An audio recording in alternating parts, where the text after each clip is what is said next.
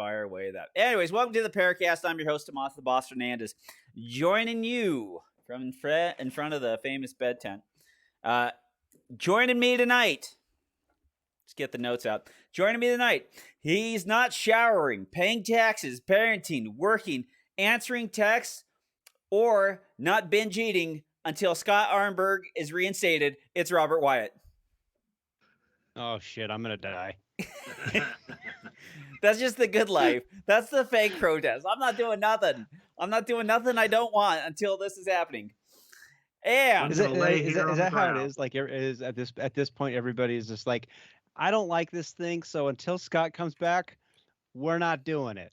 Oh, well, Okie Smokey. It used to be like, I will not do things that I like as a protest for doing things. And now these kids' protest is like, I'm not doing things I don't like doing until this happens. And it's just like, well, great. Now the world's going to get saved.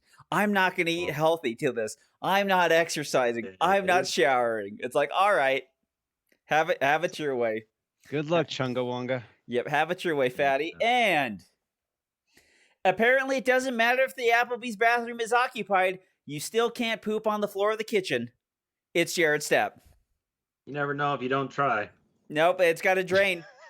It's the only other room that has the drain. What do you want me to do? It's called waffle stomping, boys. Spoken like a true professional. That's a man of experience right there. Yeah, that's it. When someone just puts it on the grate, you try to stomp it down. Oh, man. The best part about that term is that even if you've never heard it before, you go, huh? And then you think of that grate. Then you go, oh. It's like when Robert and Steve explained to me what an upper decker was in a toilet. And then I like laughed for like 37 minutes. Like, it was the funniest thing in my mind to sit there and just poop in the tank. Like, you poop in the tank in a hotel and then just cause pandemonium and mass chaos. Anywho's pandemonium, mass chaos. What do we got back here on the bed? The Strike Industry +6 base pads for the VP9. And do I own a VP9? No, I don't own a VP9. I own a P30. But they use the same magazine. And so I thought the fine people at Strike Industries would be able to build a magazine extension for it. It's not that bad. It's a +5, and they supposedly work. And it's a +5, and it's a polymer boot, and it has a set screw on the back, and then it has a little plate here to prevent it from coming out forward. And I was like, great, these are worth the try for $20 a piece. So I bought 3 of them. And then when I tried to insert them into the P30, they're about a millimeter too tall on the front and the back. And so they don't engage. And so it's just like, okay, well, I got sandpaper. I mean, we could solve that right now. Take out your handy dandy Dremel. I could take out the handy dandy Dremel, or I could just send them back fully intact and get my money back, and not have to deal with it. That'd be admitting defeat. I'm gonna go with the Dremel. Like Vamp. Yeah, like Vamp. Don't be gay. Don't be gay, kid. That should be the show name. Let's see how long the PARAcast lasts after that one. Don't be Vamp. Why do they call him Vamp? Because he's a vampire? No, because he's a homosexual. But yeah, so I was just sitting there and I was just like, oh man, that kind of sucks. The 20 rounder came in there, the 143 millimeter HK 20 round magazine. So like, that's a quality product, and it's a whole complete boot, and it, actually has 20 round witness holes on the back of it, and it fits in there pretty good. And so it's an actual quality HK product. So, but not USPSA legal and not quality USPSA HK and priced appropriately. Priced appropriately. Well, the other part that's kind of funny is just like this freaking PDP. I mean, Alex got his PDP, and I've been messing around with mine. And you go from a world of CZ magazines and from Glock magazines with P-Mags, or just standard Glock magazines, and pick any type of boot you want to throw on the gun to plus it up. And then you go to like these things, and you're just like, well, not only do I have to buy a $35 magazine, I have to buy the Henning base pads, which are the best base pads for the gun, and then I got to go buy an extra Glock extended like 23 round spring to put in the magazine because the factory Walther magazines do not have enough pressure to push all the rounds up. And so you got to change the spring when you change over to the Hennings for the PDP. Would you say that's the downside of the PDP is just that there's really not much of a market aftermarket for that? It's a pretty good market for it. I mean, they're popular enough that there's a pretty good market for it. But the good thing about the PDP is that there's a lot of the springs that are just Glock springs. So like your striker spring and your magazine springs, even though it's a thin Mekar, like this, you just fill them up with Glock magazine springs. Jay Bill, I messaged him. He goes, "Oh yeah, you put the Glock ones off of the Ben Steger store in it, and it'll run them just fine." And it's as advertised product. You put the Henning on it, and you do that, and you get 22 rounds. And then with the Rune or the other follower, the Grams follower, you get 23, 24 into the magazine. So it's as advertised that they work. So, but it's still not go anywhere. Like go into Sportsman's Warehouse and walk away with a 21 round PMag, and you're just off to the races with the stupid thing. So, anyways, one day. That's not bad though. I mean, the PDP is. I mean, I don't personally like it, but I know a lot of people they're pretty happy with it. So it's got to be a good gun. And I don't know how much of it's just the fact that they were all given guns by Walther, so they have to show for it, or in your case, Tommy, where you shot it, you're like, this is actually a really damn good gun. As far as like the shooting experience, it's got a great trigger and it's laser beam accurate. It does have perceivable recoil, which is it's not so much that it recoils, it's that the impulse is just, it seems like it's just slightly delayed. Like it stays in battery slightly longer. And so the impulse just seems a little bit weirder. But that being said, like it's a fantastic pistol, and they do not seem to be having problems. You do not hear about PDPs blowing up or separating from the frames or anything else like that, or having catastrophic or just minor issues of not feeding or anything like it's a well thought out pistol. I'm trying to figure out how to say this like just in a really like not hyperbolic way, but is that because nobody's shooting them in relationship to how many people are shooting SIGs? Is that kind of, what I'm trying to say? I'm not saying like they suck. I would. The numbers. Is it just a? Yeah. Well, I would say there's a large.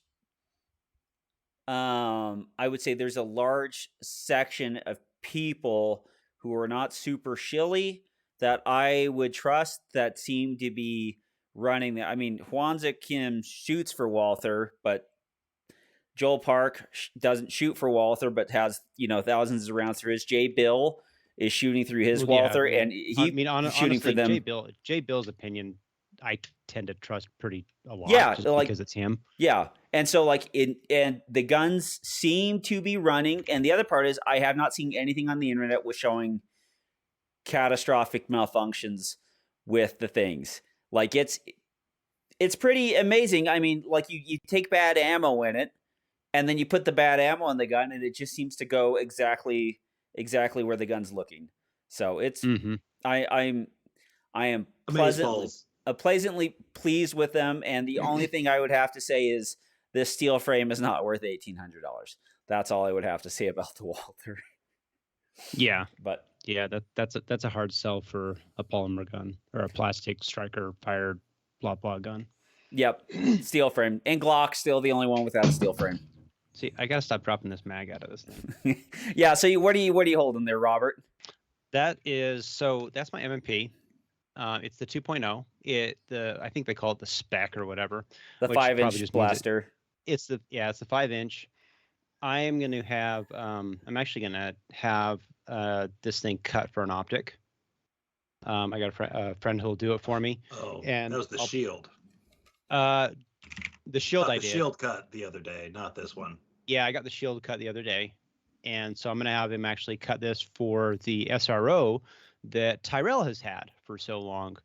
Oh, the SRO that you forgot that you bought but didn't have. And remember when I gave you your 45 caliber conversion kit back? Remember that too? I do. Hang on a second. Let me check my note. Wait a minute. Pepperidge Farm remembers. My notes say I don't have it back yet. I didn't completely forget that Tyrell had it, but I kind of did.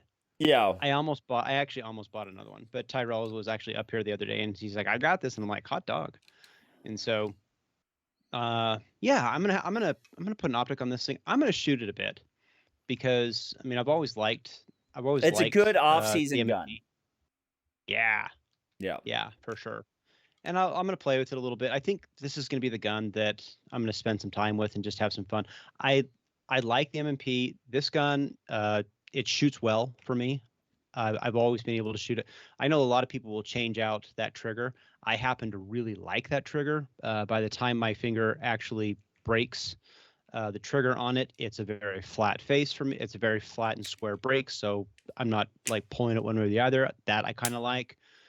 With the back strap that they have on it, it fills up my hand the way I want it to. This gun actually works really well in this configuration for my hands. And so it shoots well enough. I'm just going to go play with it. I'm not going to do anything to it. I think I'm just going to leave it the way it is. I'll probably want to get some, I guess some base pads. I got to find who does that. I have some mags for you. Yeah, he does have some mags for me. He does have some mags.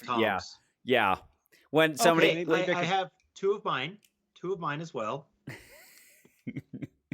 But yeah, okay. I had maybe I'll see if I could borrow those for a little bit, and I'm really curious because I remember like when the M&P first came out forever ago, I really liked it, except for I could never. I mean, it felt great in the hand as it still does. I just could not get a grouping out of it, and I was like, okay, maybe it's just a shitty gun. But then fast forward talking to you, you're like, no, this was actually an M&P problem with their barrels. And it could have been you as well, but the barrel and frame, the barrel and the way that it would lock up with the frame, it just would not do it. And they tried solving it a billion different times in a billion different ways. They tried increasing the twist rate. They tried increasing the locking lug size. They and they basically had to start over from scratch at the M&P 2.0. But the 2.0 it's a laser beam. It's super accurate. I never had reliability problems with my M&Ps until I got a barrel. And the Gen 1 M&Ps, like, they had some weird kind of things. They had like this candy cane on the back of the trigger bar that you would adjust so it would defeat the firing pin block and drop the striker at the same time, which meant if that part was out of adjustment, which means you could not release the firing pin block and release the striker at the same time. So it really had a bunch of stuff that was kind of not something that was great for a person to, well, you could individually tinker with it, but a lot of it wasn't a good idea. And so you could do things to fix it, but then it would just change things on the other end too. So it's the worst thing. 2.0 is so good. 2.0. Yeah. The worst thing about it, honestly, in my opinion, is they ruined the slide release where the 1.0 would auto forward really efficiently.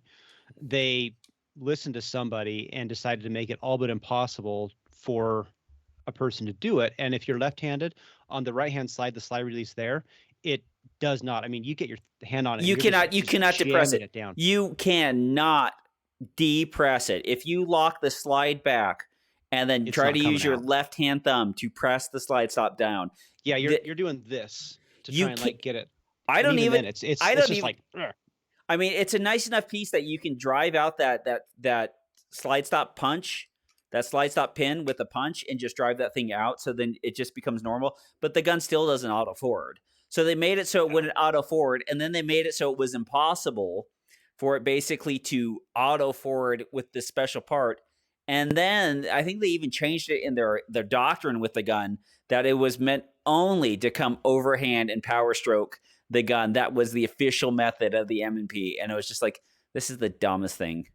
You have good shooters on your team. This is the dumbest thing. Just go listen to Jerry. Go over there and ask Jerry what you guys should do with it. But the one thing about that M&P 2.0. I fixed that.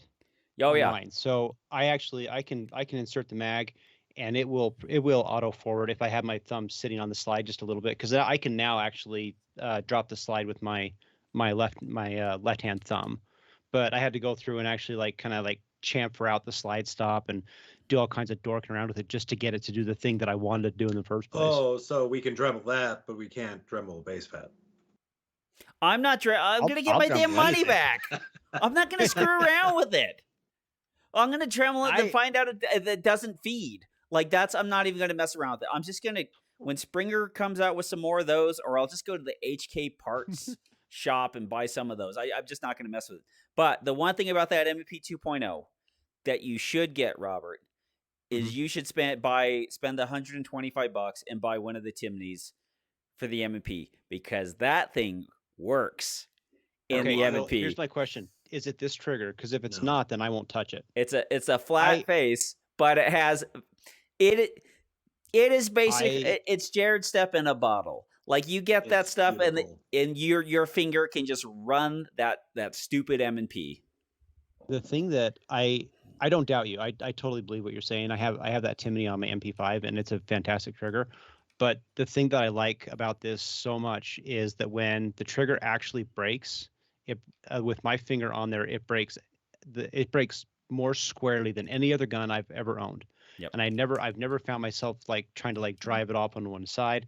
I mean, I use I think it's the medium backstrap, and it just fits. It just fits to my hand, and I'm just like, I kind of like this. Yep. And so it's like, do I chase a really nice trigger at a compromise of how square it? I don't know. If you like that trigger, then just stay with it. It's just the Timney trigger on the M&Ps is just bonkers. All the aftermarket M&P triggers are always just fantastic, good. They're just they're absurdly good. Like some of those are almost better than I would say a 19 or 11 or a 2011 trigger. Like they are that good, and it's just freaking phenomenal.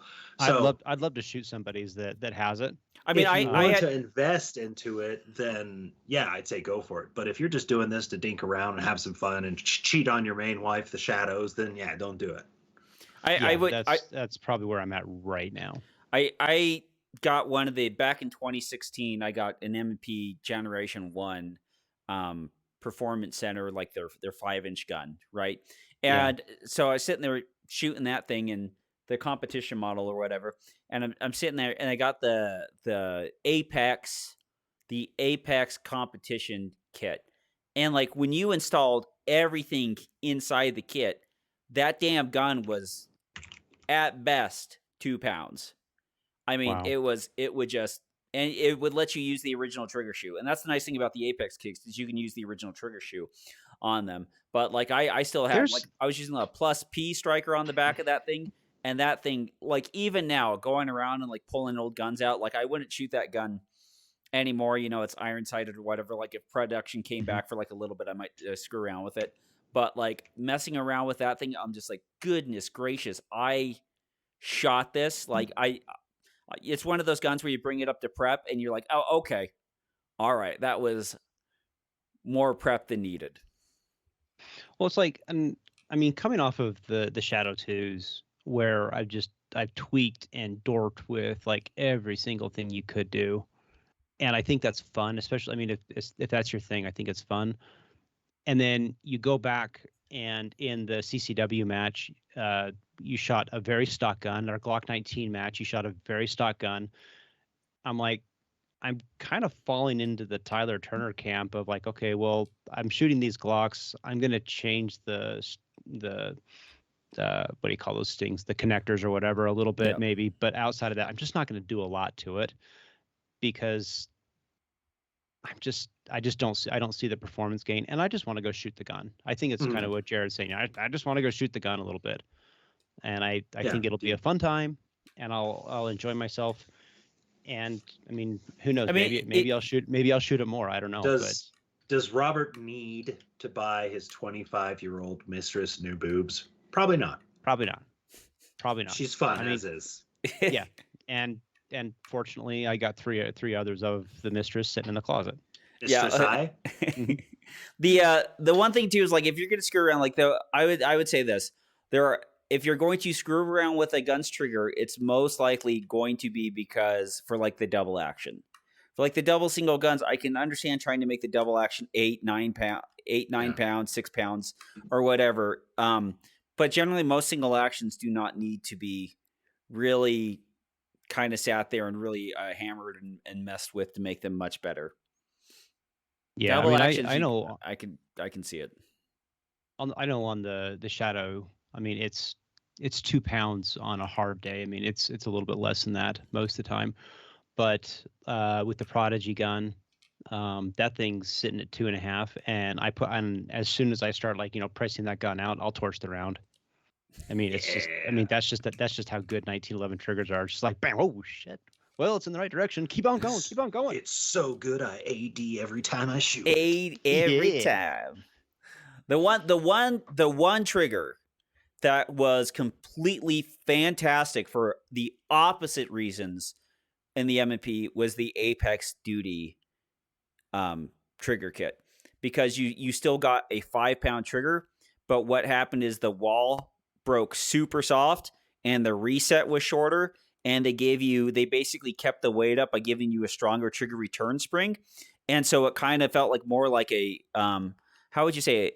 It kind of felt smooth like a revolver trigger, but then of course you could shoot it from the reset very, very well, and so it felt super safe, and it just broke beautifully, and you got to keep the same trigger shoe. So if you're looking for keeping the same shoe and then just having this wonderfully safe and smooth action, the Apex Duty trigger was just Phenomenal. beautiful. Like Nice. Apex for the M&P, like if it wasn't for Apex, that M&P would have fallen away a long time ago, because basically their parts and their barrels kept that Gen 1 usable for like 7 years before they came out with the 2.0. Sure.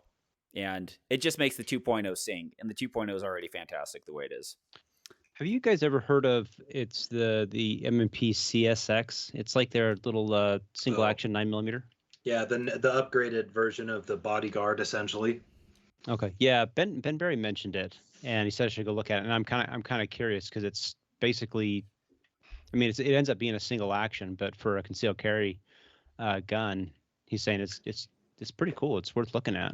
If I remember right, it's a tiny gun with a tiny safety, and I hate tiny guns with tiny safeties. Tiny guns with large safeties aren't that bad. Tiny safeties that are on single action pistols or that you have to deactivate are the worst things ever. Right, and that's why I'm like, I don't know if I remember right. M&P CSX, you said? CSX, Charlie Sierra X-ray. Yeah. So it's basically a SIG P238. Yep. You remember those? The Colt Mustangs? Yes. It's just that. It's that, but it has some fish scales and M&P on it. Okay. But it's basically that exact gun. Interesting. I'd love to see it, because I've never seen it. I'd like to see it and to see how it is. I kind of agree with you. I mean, like, especially for a lefty, but I think it actually has on the right hand side the safeties that you would need. But it holds 12 rounds, I think, or something like that. It's so I just don't. I would like to see it. I probably wouldn't do it because I really like my shield. I think my shield is probably the best subcompact gun out there. I really do. But I'd love to see it, just to see it. The one thing is too, it's like it's going to be affordable, and you can get one and play around with it, and it'd be great if it takes the shield mags. The one thing that I don't understand with Smith & Wesson and with Ruger is they make these tiny guns, and they're like, wait a second, we could make this awesome and give it a good manual safety, and then they say, no, we'll give it a nub. We will give it a nub. That'd be the accounting department. Yeah, we'd give it a little nub on the side. That's almost impossible unless you take your index finger to deactivate the stupid thing, and that's what they do, and it's frustrating. Which is kind of interesting, because if it's your goal to market a gun as a self-defense style firearm, you would think that you would talk to people who like active self-protection, some of those guys, the people who actually do that sort of thing, to actually know what they're talking about. Yeah. Honestly, I'd probably talk to Dave Blanton, because he actually is smart about that stuff, except for Whataburger. I don't know what the hell he's talking about. Whataburger's still trash. Whataburger's delicious. Fuck you. Oh, you burn in hell, Texas boy. They let him poop in the kitchen. Yeah, his opinion is suspect. Well, and that's why you have like you'd have like it's so funny, you're like bringing up the M&P again, like the fact that gun came out and the manual safety on the M&P is so freaking good. Like they just sat there and went, let's make it like a 1911, and someone said, Did wait, the M&P have a oh safety? yeah Yeah, it's an I option. didn't know that. An optional safety. Like the M&P can be one of the safest guns to fight people with on there because it has a fantastic manual safety. So already better than the SIG P320's manual safety. And they gave it with the magazine disconnect option. So if you were fighting over your gun with somebody else, you could eject the magazine and deactivate the handgun. And then if you got control of the handgun again, I see what you're saying. Yeah, you got control of the handgun again. You have another key on your waistband. You could put the magazine back into the gun and then reactivate the gun without having to stroke the gun or anything else like that, because you'd still have a round in the chamber. Stupid. It would. You sit in a Massey Ube class and you're like, yeah, magazine disconnects are dumb, and then it gives you like 3 versions when guys carrying like Smith and Wesson, 549s and like 539s or what is it? The Smith and Wesson. Anyway, the old third gen 60s. 59, the old third gen Smiths, and that happening with guys. Like it's just kind of there's a reason somebody was like, man, we got to save some lives. How will we do this? And of course, we just think of it as, well, it makes it so I can't just put a round in the chamber and torch it off when there's 1 round left in the box. So I don't know. I sort of wonder. Sometimes I wonder, and I am not bagging on anybody, but I sometimes wonder, like in situations like with this M&P, are things put onto guns because of events that don't happen? It's like, oh, I heard about this thing happening, and so we can know. I mean, the gun went and it auto forward and it didn't pick up a magazine, so we can never allow that again. So now they're going to have to power stroke it, like my grandpa taught me back in World War I. Well, I don't know, The one thing is, like, a lot of the features that get put into the gun on purpose are, obviously from the customers. The one thing with the Gen 1 M&Ps is, if you did push the magazine in with some authority, you would send the slide home without it picking up a round. So I've seen my agency fields M&P Gen 1s, and that is actually a problem that we did not like. We did not like the auto forward, because what happens is you have these guys who are up on the line, they're shooting, and they go to do the reload. Mm-hmm. And instead of racking or instead of pressing the button, they just slap it. And that works, let's say 90% of the time. Oh. But the problem is so they shoot, they go and they do a reload. It doesn't auto forward. What do? Do they do the correct thing and rack or button? They probably no. hit it again. They right? slap it again. And then they just start slapping the bitch like it owes their money. And then they're just standing there on the line going, and you're like, good job, Navy SEAL. You look like a dumbass. And that's not how, none of that is what you've ever been taught. And that's interesting, Jared, because you bring that up as like these weird training scars that you develop for yourself. I know we were talking about this a couple episodes ago. But we saw that all the time. The Shadow 2 has a double action hammer, and so the gun goes click, and what do I intrinsically do? I stroke it again, and inevitably it means that I stroke the trigger, and now I have to drop it, get the thing cleared out instead of just clearing the damn gun and moving on. And so I basically just cost myself because of this feature that it's almost, yeah, it's really not. It's almost like the what do you call it? The forward assist on ARs. I mean, like how many times using a forward assist did it actually help matters, or did it just jam something up even worse? I've seen somebody use a forward assist correctly as well. And so I like forward assist as well, because I believe that as part of the initial loading of your gun, you should check, tap, close the ejection port. Yeah, and see, I put my thumb on the bolt and I push it home. And in that little scallop thing. You're lefty? Because you're like this already? Yeah, because I'm there and it's like boop. The other thing with the auto, I'm not right. I'm just saying it's just different strokes for different folks, With the auto forward thing is when guys would leave their fingers on the triggers and then slap a magazine in, and the slide would go forward, and they would instantly get a shot. Yeah, so there's some things with auto. Fair. Yeah, there's some things where, like, if you have, for a competitive shooter who's playing with the gun all the time and dry firing and getting used to it, you look at some things as features. And then when you're on a line with 17 people who don't shoot a lot. Yeah. Makes sense. Seriously, that makes a lot of sense. I don't think about it. I I don't like the auto forwarding, and in the police world, it's all about like what you can. They don't want something that works 90% of the time. You have to have that. It has to work 90. It has to work always, and that's why you have a lot of the old school cop guys who are always like, you always gotta do the slingshot. You always slingshot because that will always work. And even that actually is not true. Causes problems. But anything can fail. But the auto forward, I see issues with it every single time. Rate. I see. Every single time at the range when we're doing reloads, every single time it's always funny because you have some guy who's just slapping the shit out of his gun, and you're just like, "Good job, buddy." Right. There's rest your thumb on the slide stop and then do this. But yeah, I think like one of those M&P 9mm 2.0s with the threaded barrel and the manual safety, like that's if you every once in a while you'll see one of those like 425 and you're just like suppressor host, you can grab one that's a core and it's optics ready. There's so many great M&Ps for super cheap. The only problem I ever had with the M&P was it would bite my fatty hand because your hands are so fat.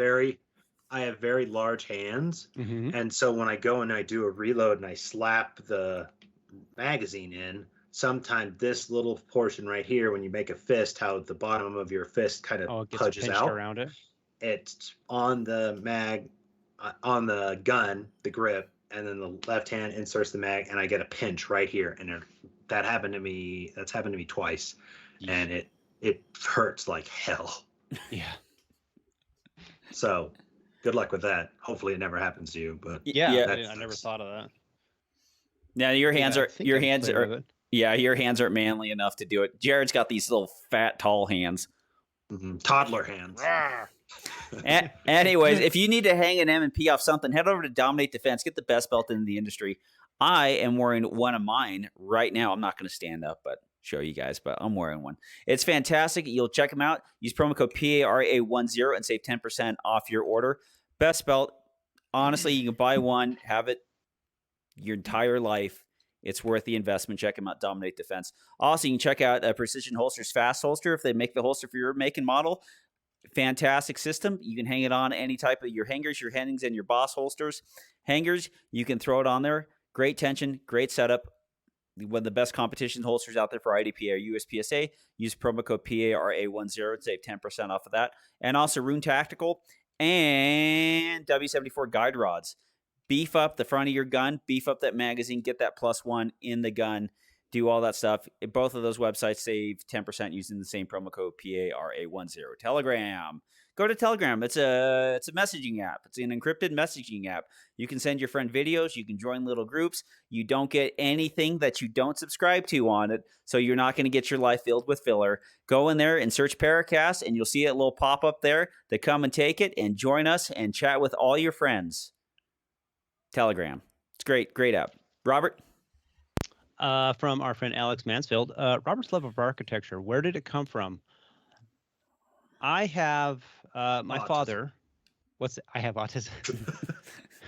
Yeah, maybe. Hitting close to home here. Easy. My father, he did it, and when I was 13, he called up and was talking to my brother, and I said, and my brother hung up with him, and I said I want to talk to him, and I talked to my dad, and he said, I asked your brother if he wanted a job. He said no, and I said I'll do it. And from 13 until now, I have been drawing homes, and I have always liked homes. I like doing residential.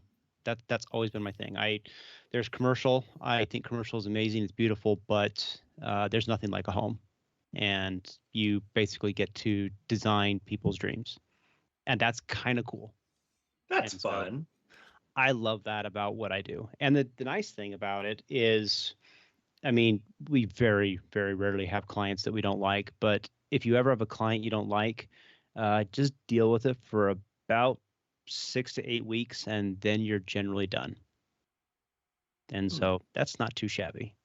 But it's fun. I mean, when you go around the world and you think of architecture, I mean, you're always thinking of people's homes, and I mean, that's how people live. It's just fantastic. It's so much fun. Let's see. Also, when and why did he start a farm? Yeah, why all the horses and everything now? Well, when COVID happened in 2020, we started walking down. We started going for these long walks, and we walked past the Gardner Village, which is kind of close to us. And there was a guy there who ran a rescue farm, and he said we like volunteers.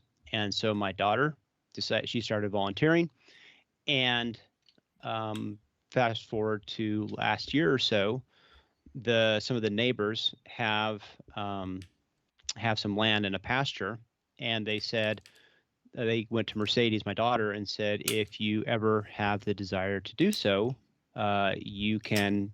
Our horses, the horses that they had passed away. They'd gotten old and they just passed away, and so they told Mercedes, if you want this, you can have it, and you can bring horses, whatever you want.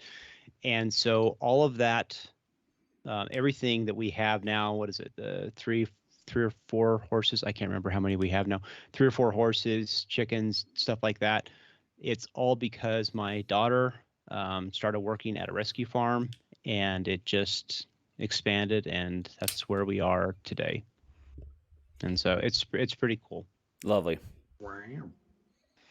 Robert having nice, wholesome things to talk about. That's right. His life's not a train wreck. Let's see. Will Robert see John Batista this year to aid in the lighting of his food pictures? Yes. I am going to shoot Nationals this year and Area 1 for sure. And John and I are trying to find a doubleheader weekend. It's been a little bit hit and miss right now, but we're gonna find a doubleheader weekend because I didn't get to do anything out of town this last year, and I really, really missed it. I actually found that it kind of hurt shooting because I had nothing to look forward to. Oh, well, nothing to practice for. Yeah. Nothing to practice. Right. Yeah, and it was just like, oh, this kind of sucks. And even Andrea was like, well, why don't you get out of town and go do stuff again? And I'm like, yeah. Can you get out of the house? That'd be great. Yeah, can you leave? Like really? She kept asking, like, why aren't you traveling anywhere? I'm like, well, all the major matches happened on these family events, and I really couldn't do it. And she's like, yeah, but why didn't you? I'm okay doing these things without you. She's like, my boyfriend will pay for the plane tickets. Just get out of here, would you? Leave. Pretty much. But yeah, so that's you should get John to come to the Not a Cop match. I think he would like that match a lot. I think you're probably right. When is it again? April 4th? No, April 17th is the main match, so Not a Cop should be the 20th. He probably is going to be still buried with tax season. Come on, it's 420. You gotta come shoot the Not a Cop match. It's the 15th is when it's over. It's fine. It's fine. I'll talk to him. I'll talk to him, see if he wants to come up. It would be fun. He'd actually get a real kick out of that. Yeah, because it's just all speed, all gas, no brakes. Mm-hmm. Exactly like John Batista. That sounds like something he would enjoy. Yeah, man. And since he's very good at getting Alpha Delta, I mean, at least he gets one on there. Yeah, that's it. All you need is an Alpha. John Batista, 6 points per target. Mm-hmm. Yeah. From JD Williams, who's going to SHOT Show and why or why not? Oh, I've been once. No, I've been once. I do not find it an enjoyable experience. I did not like it back then. I don't think I would like it now. It's not I do not like green eggs and ham. Yeah, I do not like it. You get to see it, like you get to see a couple things, and like maybe at best you go out there and shoot 10 rounds through somebody's newest product, which is just a prototype of what it actually should be, and then you just get moved down the line. I think SHOT Show, for a lot of people who go down and cover it, there's a lot of people who kind of make their business in like the firearms media, just going down there and being like, well, this is new, and this is new, and this is new, and like most of them can't shoot. Like, and so like it's just kind of like, here it is, and here it is, and it's just like there's lots of stuff that I just see on the internet, and I'm just like, no, thank you. Looks dumb. Yeah. Looks dumb. And half of them are just sitting there and they're like, oh yeah, this is like the greatest firearm ever. This thing's like the ultimate Glock killer, the Ruger American. Yeah. What the fuck? Yeah, it's always it's just something dumb like that. Like I'll watch what Dave says about it, but as far as Yeah. anybody else, it's just like, and the other part is too is like there's plenty of products that are out there that unless the person has them for 3 or 4 days, or like you literally pull it up and like look at how the optics mount works, it's just like most of that information that comes out is freaking pointless. Yeah. It is pointless. Yeah, And I think go ahead. I think really SHOT Show is just it's an opportunity for industry people to all hang out and see each other. And that's really what I think it is. We every once in a while we'll send some of our firearms guys to SHOT, and it's really just to introduce yourselves to some of the people that we talk to or email to regularly.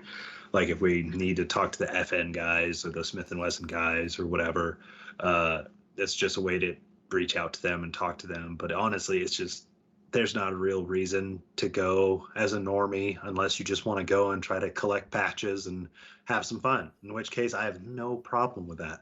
Yeah. Go find and grab as many patches, grab as many stickers, just do that. But if you're going as a business thing, I kind of think you're full of it. Yeah, well, and like all the stuff that we'd be interested in the competition shooters, like, all right, well, this is on the 3rd level basement over there by some light booth, and it's just some guy sitting there trying to sell it, but he can't even sell anything to you. Right. Like they're not even bringing. It's not like you can walk around there with like $200 in case you find something. No one's selling anything. So it's just walking around. It's like walking around at a swap meet full of douchebags that you can't buy. You're anything. people watching. Pretty much. It's not great. It's not a great time. Have fun, Dave Blanton. Yeah, have fun. And everyone's gonna get sick this year, I bet, because COVID's back and no one's talking about it. But that's fine. Everyone's just dying. Hey, I'm not. I don't care. Hey, all I know is that you can't get COVID if you never get tested. Yeah. These are words of wisdom. Yeah. I got a good True. 20 months on not getting sick, so I'm feeling pretty good. We'll keep the train rolling. Yeah, buddy. Yeah. The vampire life assists you. The vampire, yeah.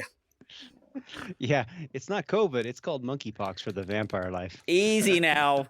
Easy now. He loves Vampires me. are probably going to get AIDS, if anything. He had glitter on his skin. I fell in love. Bloodborne pathogens are a danger for you, Tom. Oh, so who was it? Wayne LaPierre is out. Oh yeah, I just saw that. I heard that. He's out or he quit. I don't know. Either way. Here's the question though. So I read about it. Like he's retiring. Blah blah blah. Who gives a shit? Does that make you want to go back to the NRA, or is it too little, too late at this point? It's like USPSA with my hostess argument. There's enough there of an infrastructure that somebody could come in there and actually take it and move it in a proper direction. And it's just like USPSA. Like the USPSA's product is so good that anybody could take it in there and then just kind of like take it from these guys and make it work and profitable again, like almost instantaneously. And I think with the NRA, I mean, I'm not sure what their membership is like, but I wouldn't doubt if they're still the biggest Second Amendment protection agency. I don't think the NRA is actually of great value outside of they are the 500-pound gorilla in the room sort of thing, and people are just afraid of them. And so their mere existence scares people. Meanwhile, you have like FPC and 2AF who are doing all the real real stuff. Yep, correct. But that's the deal. Is like if somebody else got into the NRA and then started running it like those organizations, it would be great. But that's the good things can be done with these organizations that have just kind of lost their way. So right. For me, I mean, I pretty much put all my money into FPC. That's I mostly like their Instagram page where they're just trolling people. I just put money into ammo. That also is effective. Let's see. Would you rather shoot IPSC targets or the PCSL target? PCSL. Why? I like the PCSL targets a lot, actually. I really like that the whole A zone goes from essentially like mid torso all the way into the head position, because that makes sense to me. Right. Because on a USPSA target, like if you shoot them right here, right in the neck and the spine, it's like, ah, that's a C. And everybody's like, I feel like that's a good shot. Isn't that a good shot? I think that's good. So I like that just from an anatomical standpoint. I kind of prefer the PCSL targets. I like that it doesn't have a massive D zone. Um, I like the PCSL targets a lot. I think honestly, if we use those, I would like to use them at all my matches. But the problem is that they're just expensive and they just aren't. There aren't as many as them right now, and I have a stack of USPSA targets in my garage right now because somebody had a sale and I bought like 500 targets on for like 70 cents or a pop or something shipped. Wow. Right, and so that was why I have all these cardboard, and so I think that's the big thing is they're cheap, they're big. The USPSA targets are nice just because you can put a lot of paper on there if you want to shoot P8s, if you want to shoot whatever. They're great as backers, they're great as targets to practice with, whatever. But the IPSC targets are just too small in my opinion. You can't really put a whole lot of B8s on there. You can't really they're not great as backers. They're not great as anatomical targets. They're fun for just, but I think that's also the point of them. That's what they were supposed to be. They are good supposed to be a scoring game target, and that's the point of them. And they do demand more accuracy. They do demand more difficulty. They are harder targets than the other two. And I think there's a time and a place for that. But well, they do require more observation. I mean, you can go through a match and like however the IPSC targets are laid out, the turtles are laid out, determines on what part of the zone you're allowed to shoot at to get the top part of the A zone, right? Because you can orient those down or at a 6 o'clock position or at a 3 o'clock position, and like that becomes something that becomes very evident that you have to pay attention to in your walkthrough. But when it comes down to anything, I would say I like the martial aspect of the sport. I like shooting at humanoid targets. So right. So Jared, you probably made one of the best all-around arguments, and it actually makes a lot of sense. The one reason I think the IPSC target is superior to the PCSL and the USPSA is long term. If you want this game sport to be anything more than buddies at the range, if you want it to get commercial, it's going to have to be with an IPSC target because right, wrong, good or bad, the idea of shooting at people, humanoid things, is just enough of an issue that enough people are like, oh, we don't like that. We're not going to support. I don't think that's true. I don't that. think that's true at all anymore. Period. Because well, pop onto if you want this thing to go Olympics, it's going to have to be. I can watch CS:GO championships. I can watch Rainbow Six Siege champions. I can watch Call of Duty championships. And you know what those guys? Yes, and you know what those guys are sitting there doing? There's that hundreds of thousands of people hopping on, watching, saying the N-word, watching people shoot humanoid targets the whole time. And I don't think that has anything. I think that's I think there's enough of a distinctive difference between what is a video game and what is a person with a real firearm actually shooting something. Well, and obviously we can get into the weeds of it, but I actually see what you're saying, Robert. The IPSC is probably the thing. I see that. I think the generation that would take this farther is way different from the generation that would kind of push us back into saying that no, we should change the targets. But I don't think we should change the target. I just think that we should put more emphasis on the use of the IPSC target. I'll be honest with you. I don't really care if it's PCSL, USPSA. If you ask me between the two of them, that's the one reason I think I like the IPSC. I don't. This is not ever something I'm going to die on a hill defending. It just isn't, because you put up the target and I'm just going to shoot it because I think it's fun.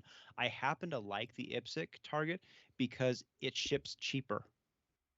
Yeah, kind of a big deal to it's a me. better It is a game much target. cheaper It's a thing to ship. better gaming target. And the problems that are with the USPSA target on having a C zone that floats in between the alpha and the head alpha. I never thought of that, actually. But That's dumb. the IPSC target doesn't have any of these broken or segmented zones.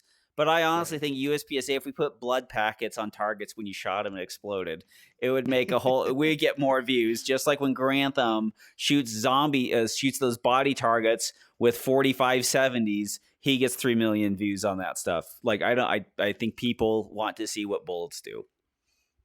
So that's. Let's see. At what point in your reloading journey is it wise to look into press automation? That's a great question. The start. Right from the start, you're loading 300 rounds a year. The Mark 7 is for you. Let's get those 300 rounds done. I would say I would literally say at the point where at that point, you're literally thinking that buying ammo, like you're at the point where you don't want to buy that much ammo, and you're at the point where it's going to take almost too long for you to load it by hand. Because the automation thing, like if you're doing the automation correctly, you're still monitoring what's happening. You're still looking at it. You're just not doing anything with your hands. I think, I think 20,000 rounds. Is that the number? 20,000. If you shoot more than 20,000 rounds a year in USPSA, I think you would be benefited by AI and automation. But that's like probably fair. That's a good number. A 1050 or 1150 or whatever. I mean, you in 9mm with just you pulling the crank on that thing, you could get it done. Like instead of buying like a Mark 7, if you went on Dylan's website and like I want to be able to have 3,000 primers and primer tubes ready to go, and I got a cement mixer out back to wash brass, like you could. It would take basically a weekend of prep, and then you could basically knock out 5,000 rounds in a day in 5 hours. Like it is, I think it is a lot, and it's basically almost. There is a lot of places. I think when Wilson Combat started loading ammo and stuff like that, they were just running it off at 1050s and stuff like that. They didn't invest in the automation.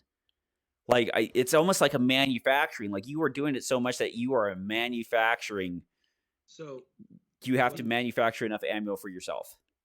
I think probably the way to look at it is look at it from a cost benefits analysis. I mean, like there are things that let's just use like mowing the lawn, right? If your lawn is big enough and you look at it like this is going to take me 3 or 4 hours to mow this lawn, you're like, okay, maybe it's worth it to have somebody else do it. And you're willing to trade the money so that you then have that time for yourself. And I think that's how you have to look at it. Is the time that it's going to take you to manufacture all that reloaded ammo, is that more than what you actually want to invest in? And if that's the case, then maybe look at automating it. That's also what I would argue with is basically it really just depends on, this sounds bad, but how much money you make. So if you make $20 an hour, automating may not be worth it because from a financial standpoint, if it takes you 5 hours to reload 5,000 rounds, that's how much money versus if you make $100 an hour or $50 an hour, how much is that in 5 hours? And then comes into it, well, are you enjoying it? Or is it a it's just fun and cool for you to just reload, and it's a de-stressor. You got to get outside of the house. You got to have some alone time from the family, from the kids. You get to reload. Recently, my kids have been helping me reload, and they've been having a ton of fun with that. So the only time I ever reload nowadays is when the kids are helping. But eventually there comes a point where if you make X amount of money, reloading's stupid. Because you should just be buying it because you're wasting your time. You should just buy it. Just buy it in bulk, stack it deep, stack it cheap, whatever. And reloading isn't worth it for you. Yeah, I would say that the argument for buying factory ammo makes more sense than having something like the automation. Because the automation, it's not like you can go do something else while it's making bullets. We've all been with so-called automated processes and come back and seen that the automated process is slightly off and basically setting us back by having that bullet, sideways primers not feeding sort of though, or Tommy. stopped A lot of itself. a lot of these systems have become really, really good at error stopping Yeah. in that regard. Right. And so yes, you should still be monitoring it, but we all know that like it's easy. Like you could sit there, hit go, and then sit there and do your dry fire practice. And because it is an automated system, it's going to run at a much faster pace. So that would be handy. So there's it's not that you're stuck watching it. It does open up a little bit of options. If you can do something adjacent to it in the same room. Yeah, and that's I would fantastic. I would say then like that would I'd say the argument for is if you are a super serious competitor and you need to reload and dry fire before the match, that might be the way to do it. If I had the money, I'd do it. I mean, we all have a ton of guns we don't need because we love pistols, and some of us love reloading. And if you love reloading, then you can do it too. I hate reloading. It's a means. I do it because it's a means to an end. And the hard thing is, I hate the prep. Right now, I love reloading. I hate the prep. Oh, okay. Well, right now the cost to buy the equipment or all the components is getting dangerously close to factory, and that's really starting to knock on the door of is this even worth it anymore? Well, it's that you got to make that judgment call for yourself, right? Well, when you've been reloading for 10 or 12 years or 5 years and you got good quality equipment that you're doing on, your incident rate of running into bad ammo will be far less. Like Jared was very kind and gave me 1,000 rounds of spear. He gave me 1,000 rounds of spear. Lawman? Yeah, and it's run 99%. Lawman's good. It's very good. It's very good. But it's a great simulation round to a lot of the stuff you're going to shoot normally. The ammunition that you can make yourself because you're doing the quality control will almost always be better than what you're going to get out of the factory ammunition that you're buying at the cost that you could manufacture the ammunition. Because you're not spending the money in buying the 40 cents a round stuff. Very good. But like the quality ammunition you can build for yourself is slightly cheaper than the cheapest ammunition you can get, but the reliability and the performance will be astronomically better than the cheapest ammunition you could sit there and buy. So there's the other argument for it. The amount of bulk and the quality of the bulk ammunition you could get is higher. Says Tom Squid Nandez Nelson. Listen, somebody had to say it. 8 years ago, I got it. I got a Dylan. It's all better now. It's all better. You do gay stuff once. You do gay stuff once, and you're gay forever. You keep looking it up and calling the guy you're gay forever. A girl sleeps with 10 guys, and she's a whore. A guy does it, and he's gay. What's up with that? What's up with that? What's up with that? Super hetero. Two more questions. Let's see. With so many clubs running hit factor matches currently, what are some fun ideas to throw into a match that are not USPSA legal? Suppressor match. Ooh, yeah. Basically, suppressor division would be open, but like suppressor division. Like you literally have to call it Call of Duty division. You got to have an optic. You got to have a big magazine. You got to have a light. You got to have a suppressor. I think that would be absolutely a blast. Oh yeah. You got to carry all your plates, ammunition, nods, helmet, plates, nods, carry all the ammo from stage to stage. Suppressor, because I think there would be a lot of guys who all of a sudden would throw the can on their gun and then shoot 30 rounds and then be like, "This is god awful. This thing is burning hot. The impact is completely off. Like it gave me a -10 to accuracy out of my handgun." You're sitting there shooting it all around. Then you got to make sure that the damn thing is tight. Like all the stuff we sit there and learn with our handguns is like thread locker, this on it, that on it, this on it. I got to check it. I got to make sure everything's running. I got to make sure the floor plates, I got to clean the floor plates. I got to make sure my gear's going. Like all of a sudden you take that and you're like, now we're going to add the cool stuff you bought. Like how much cool stuff have we all bought? And then been like, this isn't as great as I thought it was going to be. Kind of stuff. I think that's fun. Pickup guns. Basically, think of it like this: IDPA without the gay, so no fishing vests. So that's what I was gonna say is doing like the stupid stuff. It also makes it a lot easier for match directors when you can just say, "Hey, shoot these targets from this box." Yeah. No fucking Mm-hmm. don't try to screw this stage up. You shoot these Actually, targets from this box, and you go over there and you shoot those targets from that shooting area. Don't be trying to ninja around here and do squirrely ass shit. So we had to set up an extra wall and 5 extra barrels and all that crap. So that's the one thing that I would say is that would be very nice to where you could just mm-hmm. this is the way the stage is run. Obviously, you could still have options within the stage, but it would make it easier for match directors. And then I also think doing the squirrely IDPA stuff, like take this baby, run it over here, save this princess, kill this Bowser, whatever. That's always been a blast. That's always been a favorite. You know who does a really good job? Actually, I was just thinking of this is Ben Barry. He has that indoor match that he runs, which it's an outlaw match, but they do all kinds of things. So like I'm start in this position. You reload. Like shoot this thing, reload, shoot it, reload, shoot it, reload. They do all kinds of fun things that obviously wouldn't be legal in USPSA, but it makes for a very, very fun and challenging match, and people actually kind of like that stuff. You could force them to have start the stage with 5 rounds in your gun. Yeah. Start the stage with 6 rounds in your gun. Whatever. I've so always you're forcing a slide lock reload or whatever. Stuff like that would be fun. I've always wanted to do a match, which is the magazines are in the condition that they are when you finish the last stage. So basically, you're given 5 magazines for a match, and you're allowed to use 3 of them per stage. And so I'll be bringing my D60.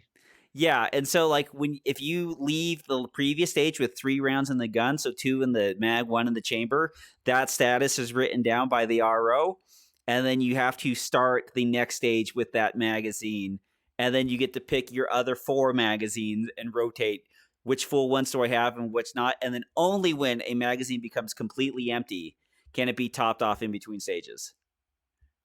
That'd be fun. That'd be interesting. The other one, that'd be a unique challenge. Yeah, the other one would be so that's the other part is like, so if you want to start the next stage, you attack, reload, and then fire 1 shot. So you could start the next stage with the full magazine. And then the actual backup bug gun match, which is you have a part of a stage that you shoot, put your full-size gun in a bucket, then go to the next part of the stage with no gun in hand, pick up the backup gun, and finish like the last array with the backup gun. You have to put on a stage jacket, and you have to shoot through your sleeve. You have to shoot through the sleeve. I mean, there's a lot of fun stuff through the pocket. In the pursuit of the absolute purest handgun shooting that we've just kind of missed out on.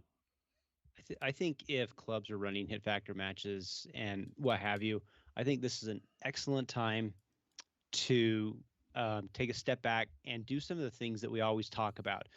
Do like the safe queen matches or the conceal carry matches. We did that last month, and it was an absolute riot.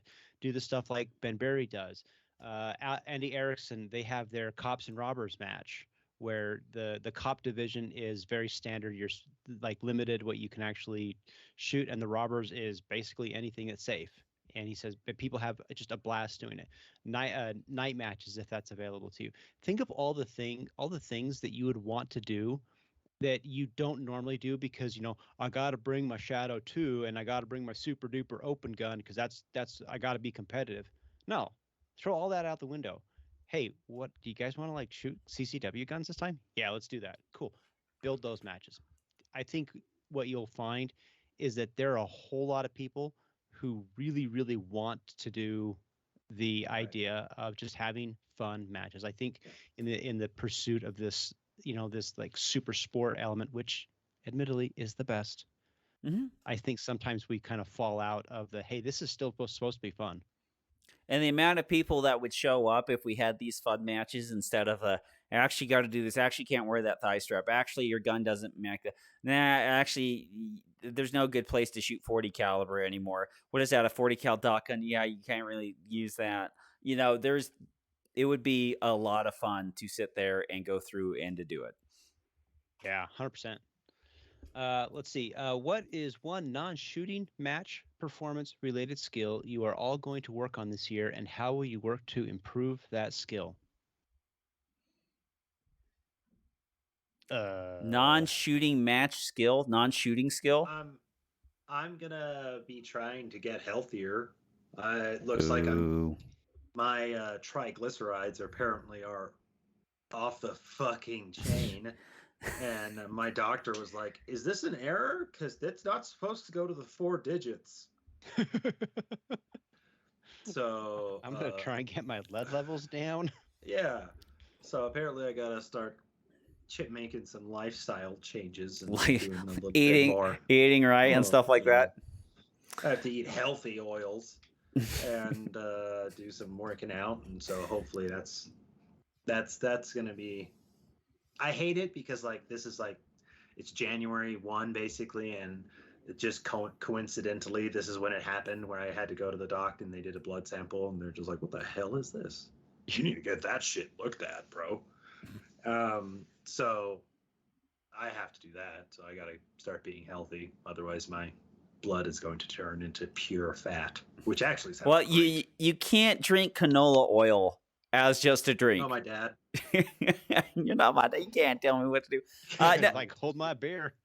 No, I'm just trying to put my body back together and put my life back together. My life's kind of a wreck. But anyway, like I bought weights, so I have big old fat things of adjustable weights now, and so that's what I do. I pick my stuff every other day to get stronger, to not really too much get stronger, but to feel a whole lot better, and that's what I'm doing. And when you don't hurt as much, it's a lot easier to do extra things, and extra things feel a lot better. So that's what I'm doing. Seems legit. Yep. Seems legit. That's it. All right. Well, Robert's going to go get his M&P cut up, done up, and then have the word Vamp engraved on the side because he's a homosexual. So thanks for joining us, listening, subscribing, doing all that stuff. For Robert Wyatt and Jared Stepp, I'm Tom Nelson, bidding you peace, love, and soul as we depart to the open waters of the Sea of Life on a little tugboat we like to call the PARAcast. Good night, everybody. Doop, doop.